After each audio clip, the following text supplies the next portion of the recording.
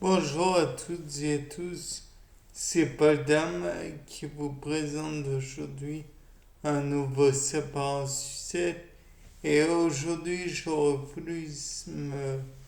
enfin, j'aurais voulu en apprendre plus sur la méiose, sur la mitose, la fécondation, enfin bref, cet ensemble magique de mon point de vue de la création de magie, de vie à partir de rien du tout. Je trouve ça merveilleux. Mais là n'est pas la question.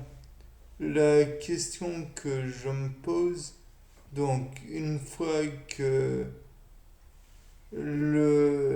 comment dire, le spermatozoïde a été produit et envoyé auprès de l'ovocyte qui devient peu de temps après ovule, euh, comment est-ce que les noyaux fusionnent? Parce que le fait est que à la base, le spermatozoïde a tout de même une coiffe. Je sais pas si c'est bien le terme. Le faisant, comment dire, en- quand il entre en fusion avec l'ovocyte, l'ovule, celui-ci, j'imagine, euh, active une enzyme. Donc déjà, qu'est-ce que cette enzyme permettant tout de même l'ouverture d'un port, mais empêchant l'ovocyte de se lisser tout de même.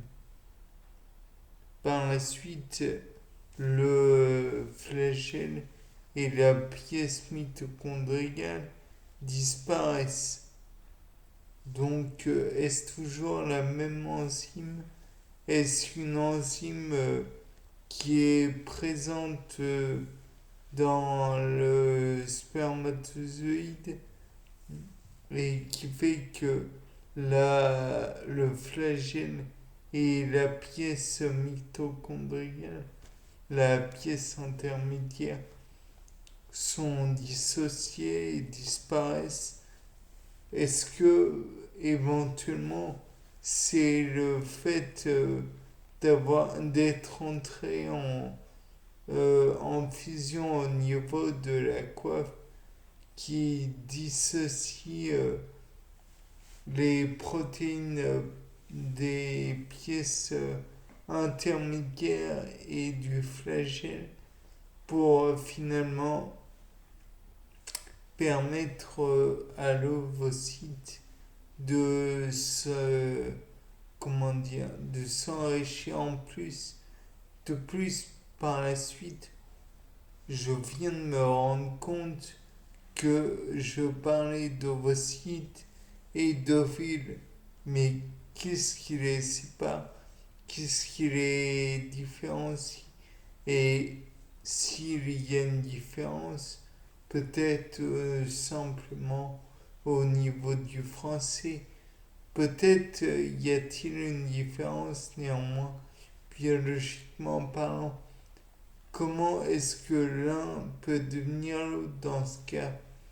Comment est-ce que les noyaux aussi, le noyau plutôt, présent dans la cellule en question, peut fusionner avec le noyau du spermatozoïde en question? Y a-t-il des enzymes qui vont des genres de transportase ou alors va-t-il y avoir des transports actifs genre carnitine dépendant ou sodium dépendant mais qui a plus ouais, enfin bref. sodium, potassium en fait. Enfin bref, là n'est pas la question. Est-ce que ça demande de l'énergie et donc est-ce que ces ions vont en produire? Là est la question. Bien, c'était Paul Dame pour un nouveau sapin en sucette. Au revoir.